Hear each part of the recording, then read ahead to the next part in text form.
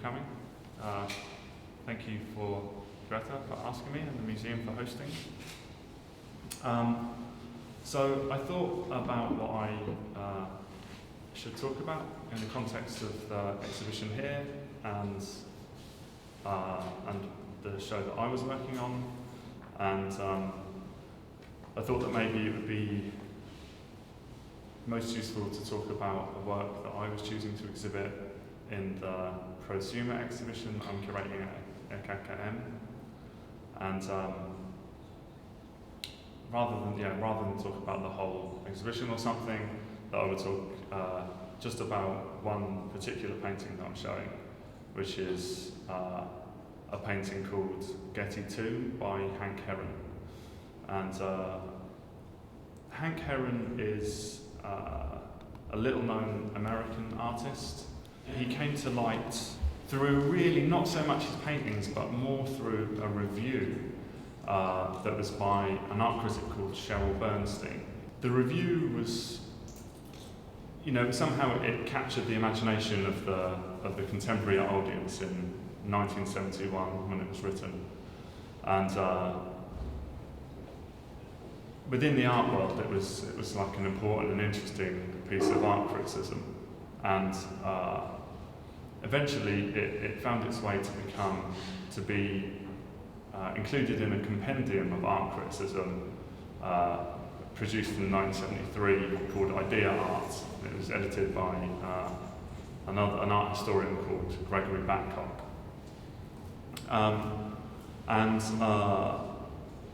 The interesting thing about this is that if you imagine the review was written in 1971,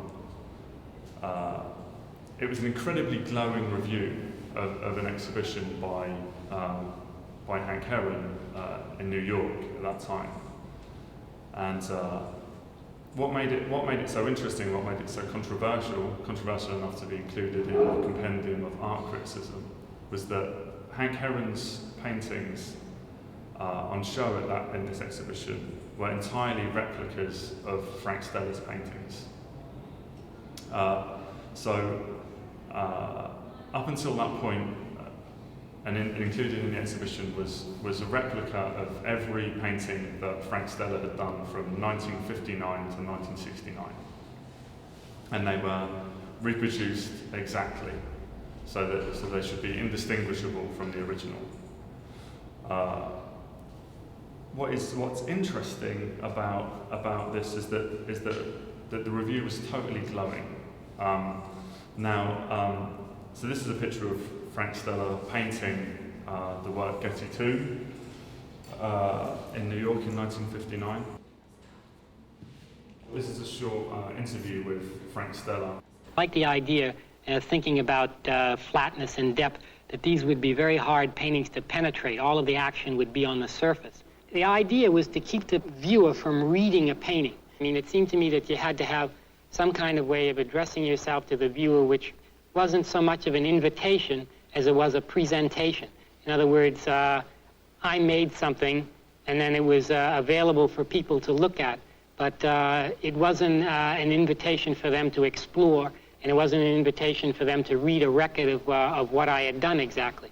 In fact, I think one of the things you could say about my paintings, which I think is probably a good thing, it's not immediately apparent how they're done, in a way. I mean, you can say that it's finely brushed or it's sprayed or this, that, and the other, but the first thing you do is see it, I think, and not see how it was done. And it's not a particular record of anything. I mean, and that may explain in some kind of way its unpopularity with the critics. When I said make it hard for the critics to write about, I mean, there's not that much for them to describe. First of all, basically it's a simple situation visually, and the painting doesn't do that much in conventional terms. They can't explain to you how one part relates to another. I memean, basically what they're after is that it's too easy for me, so therefore it couldn't be any good. So it's Bernstein's feeling about Stella that ultimately Stella's aim is a good aim, that to make work that is exactly that really achieves kind of the pinnacle of modernism, that what you see is what you see and there's nothing more to it.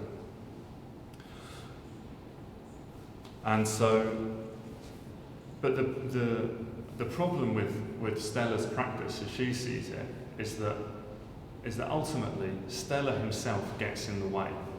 That Stella will always be, at some point, an author, that there will always be some decision made about how big it should be, or what colour it should be, or how it should be painted, and that really Hank Herron actually kind of goes beyond Stella, because by replicating Stella exactly, he no longer has to make any decisions. So he can truly make what Stella wants to make, this incredibly flat, incredibly blank piece of art where what you see is what you see.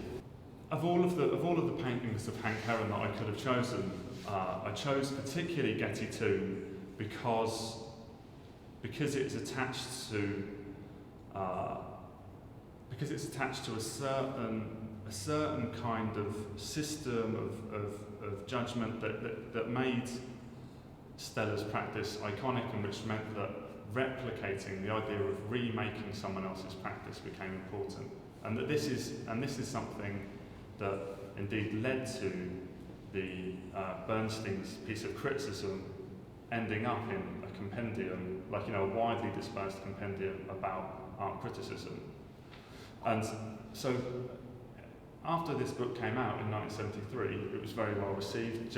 This is Gregory Batcock's book, and obviously, internationally people started to read it, and in fact, everybody saw that there was something in Bernstein's review that was particularly interesting, and that her discussion about Herron's painting and this idea of replicating, the idea of making something inauthentic in order to make something that's somehow a greater work. This seemed incredibly contentious, but also incredibly interesting in 1973. The title of the critique is called "The Fake as More."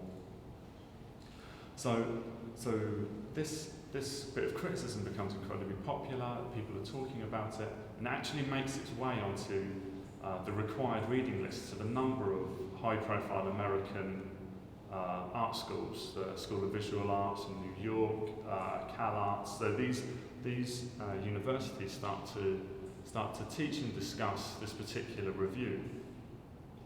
So we can see that, and this carries on. It remains on the syllabus up until the early 1980s. So we can see that at this point,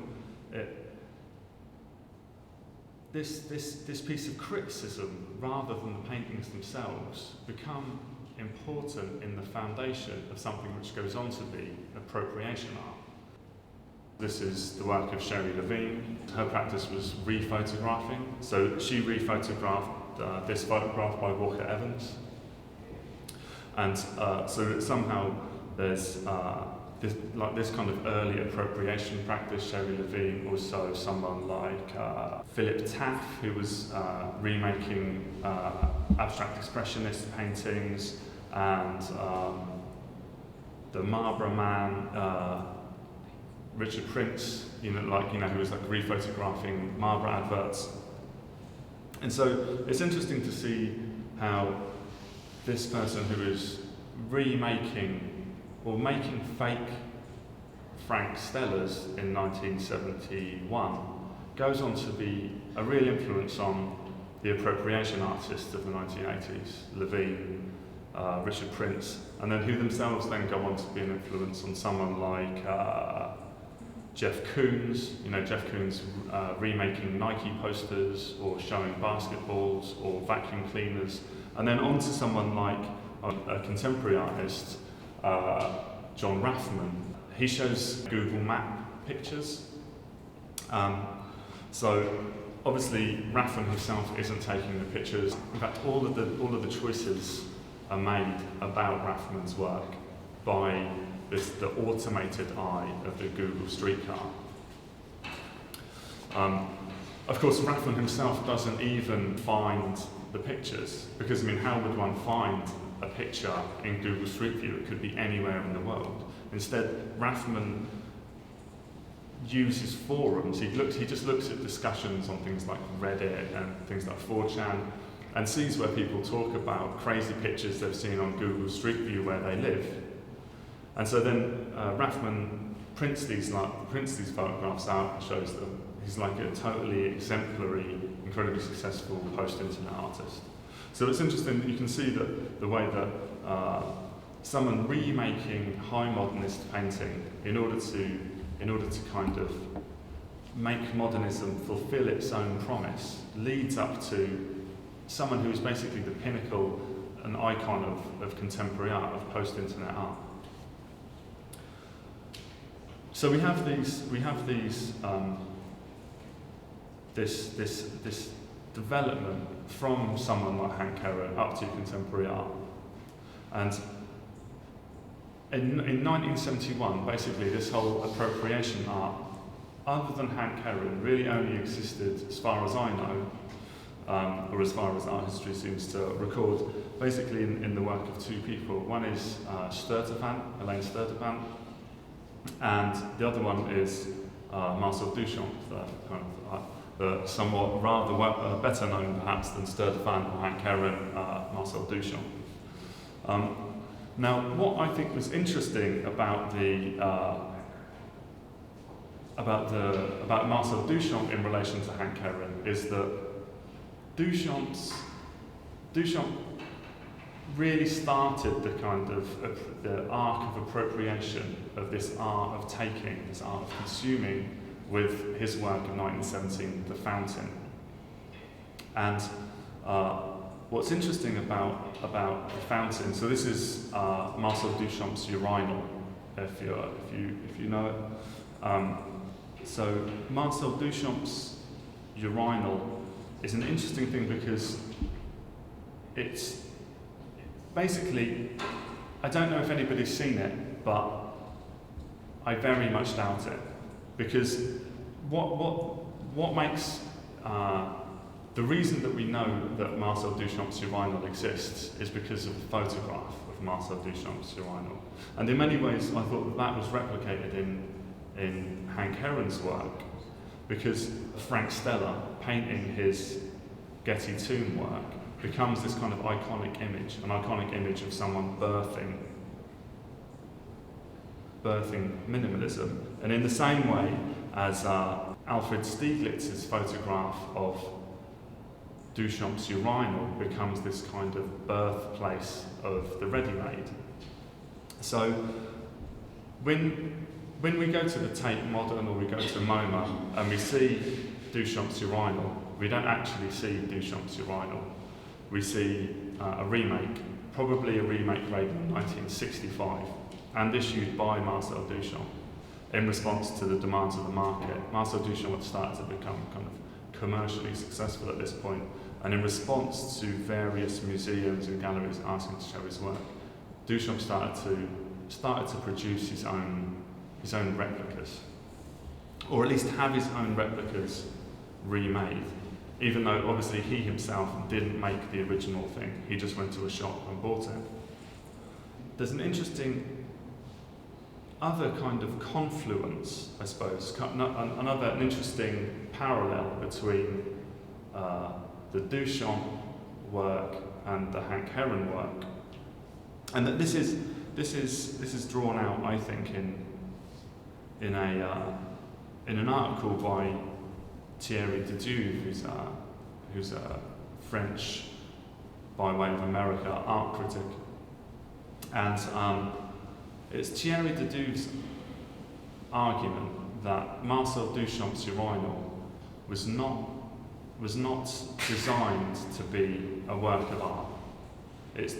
Thierry Deduve's argument is that Marcel Duchamp's urinal was designed to be a vaccine against what he saw art becoming, and that actually Marcel Duchamp didn't really believe in the dematerialization of the art object. Marcel Duchamp didn't really believe in this idea of the ready-made.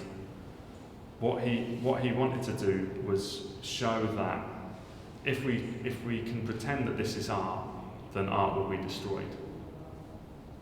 So, and in fact, there's an interesting thing, which is actually why it is that the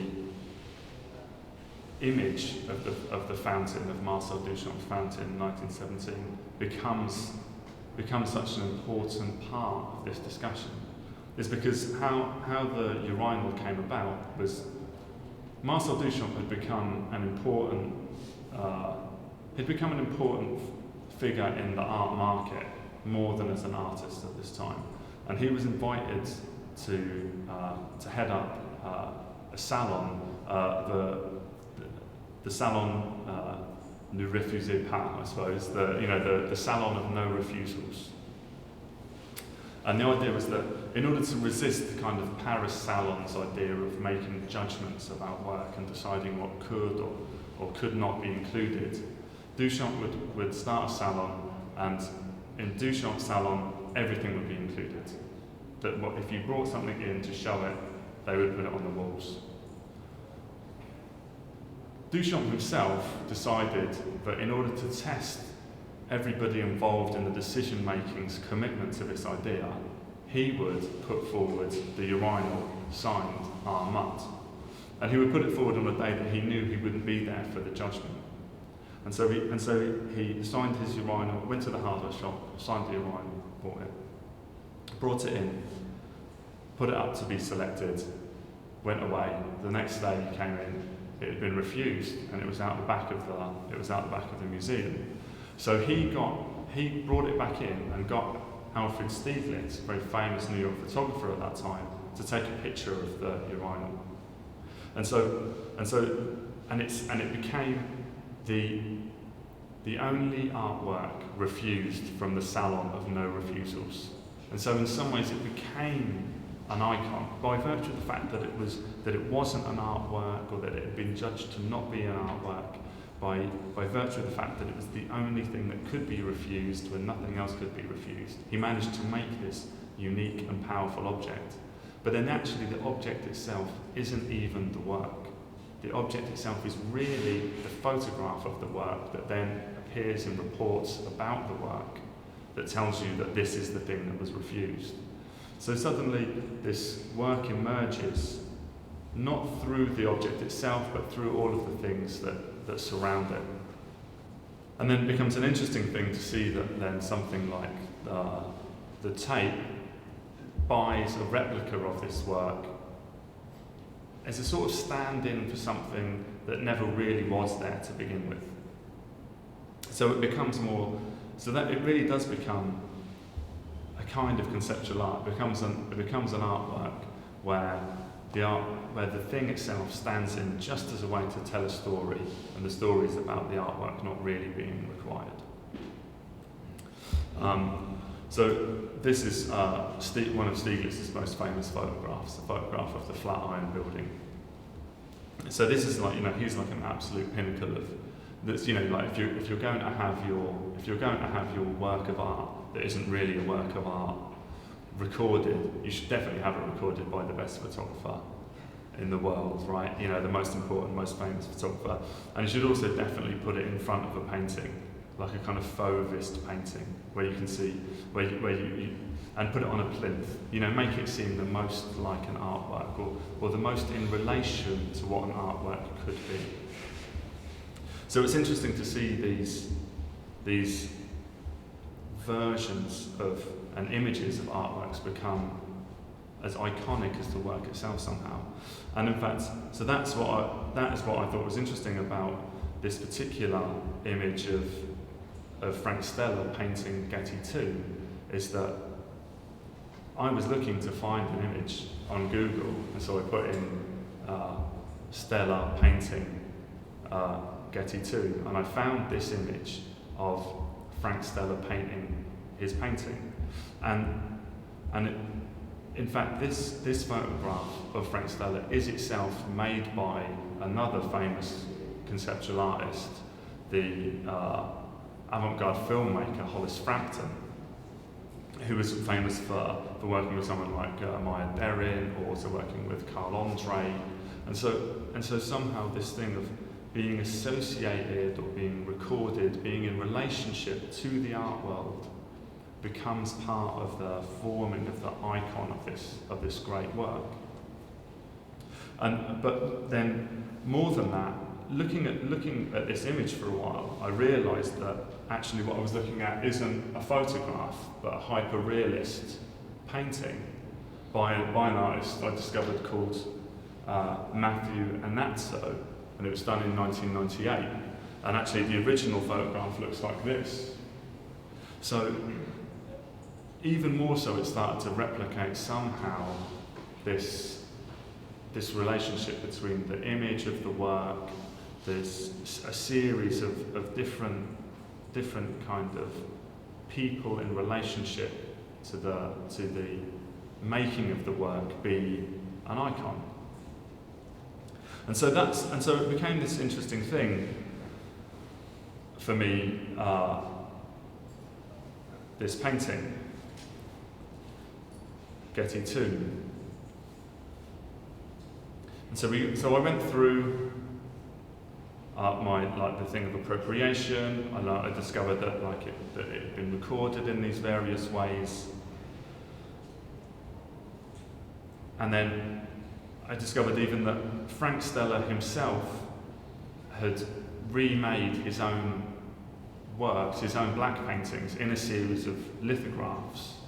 So this is from 1969, from a publication of lithographs by Frank Stella, which is in the possession of the Los Angeles Museum of Art. So Frank Stella himself starts to remake his own picture. But what I thought was particularly interesting about that was that I noticed that in the original Frank Stella image, there isn't a line up the middle of the central bar. You know, it's like a plank. Do you see what I mean? But then by the time that Frank Stella had remade it, now there's a little dividing line in the middle.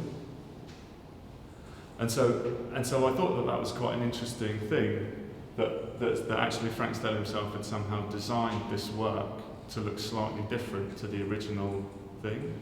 And so then I looked up, actually not knowing that this image was a lithograph, I thought it was a woodcut. I looked up Frank Stella Getty Tomb woodcut in Google, and I found this image, which it turns out isn't a Frank Stella.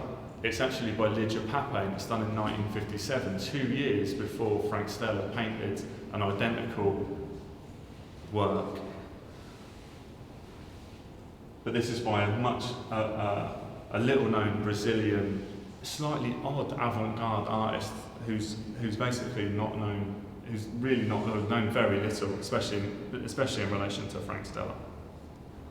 So all of this stuff becomes quite interesting. This relationship of like, what is the original work? Whose is the icon?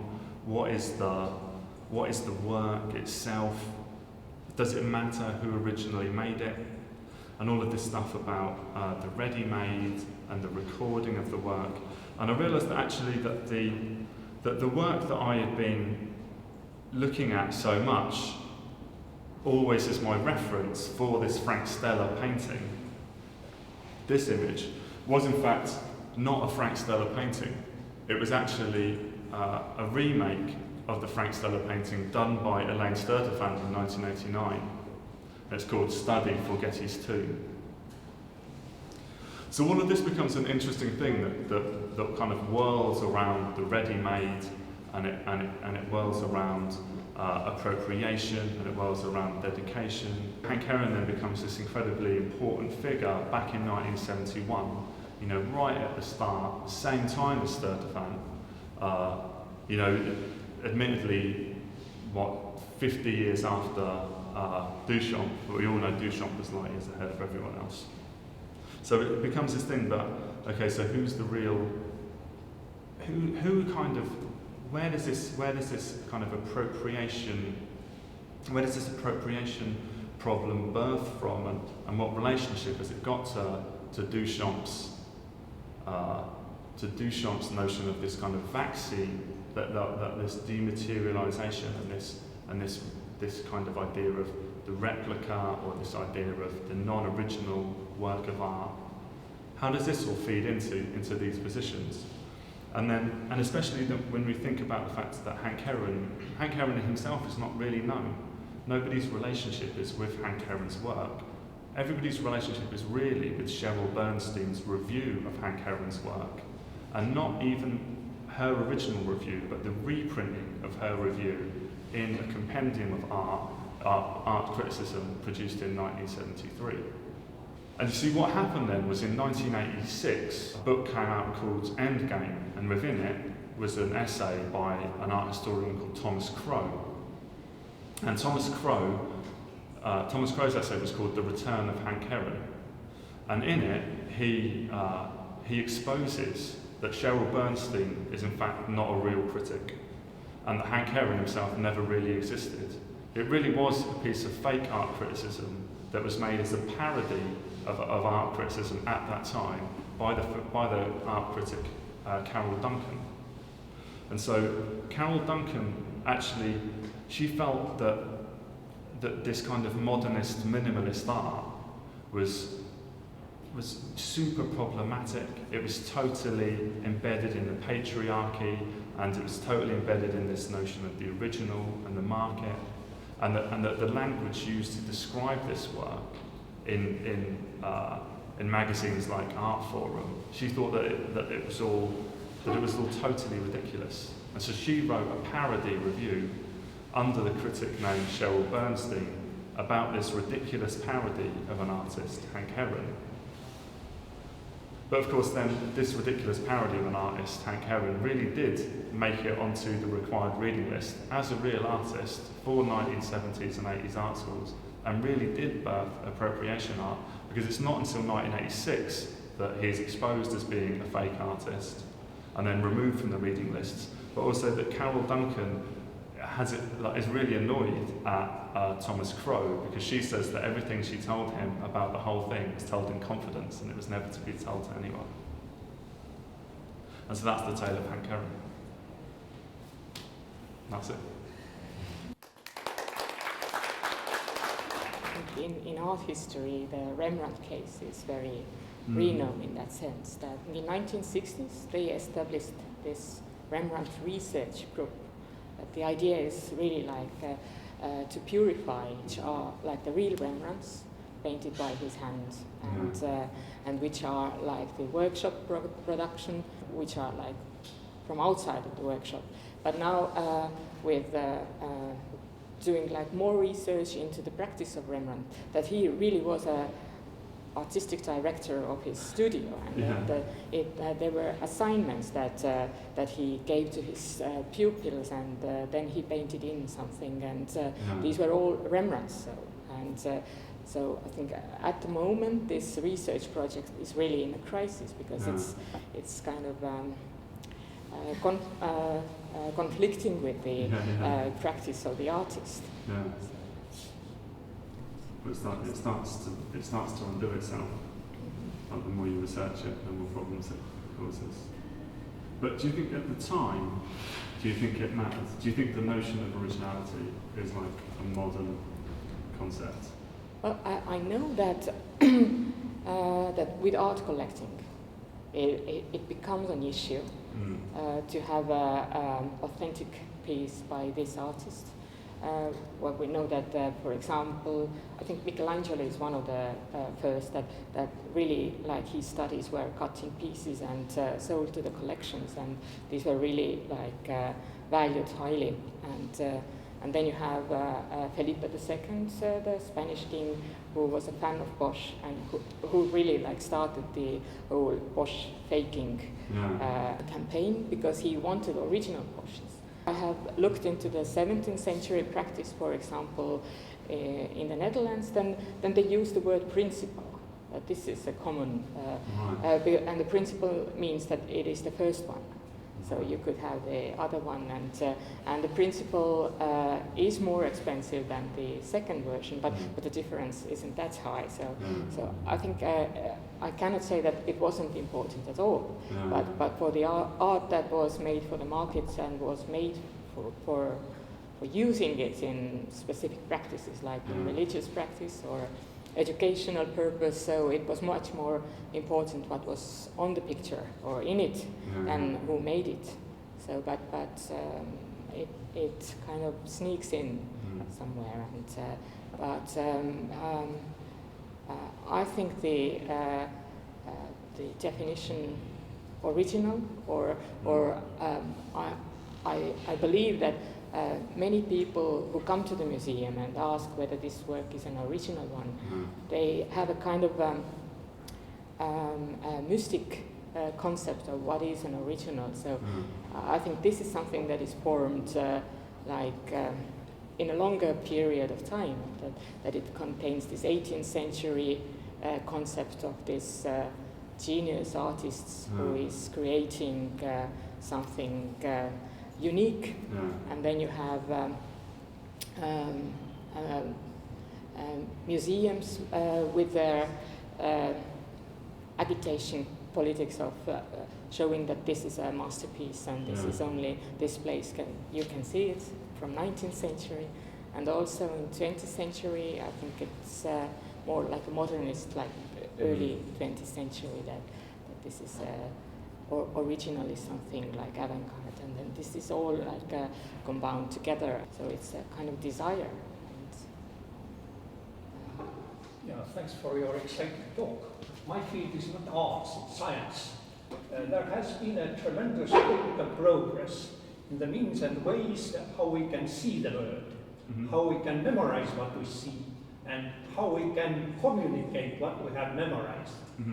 And to my mind, any attempts to hinder or even regulate this by some laws or talks about author rights and so on, they definitely will fail. And because to my understanding, the culture on its very deep level, this is just citation, quotation, mimicking, repeating, copying. That's the way how we learn, and But it's also interesting to see, like the popularity of 3D movies. The film studios push 3D, not because, generally speaking, the public don't like it. People generally find that it's not an enjoyable experience.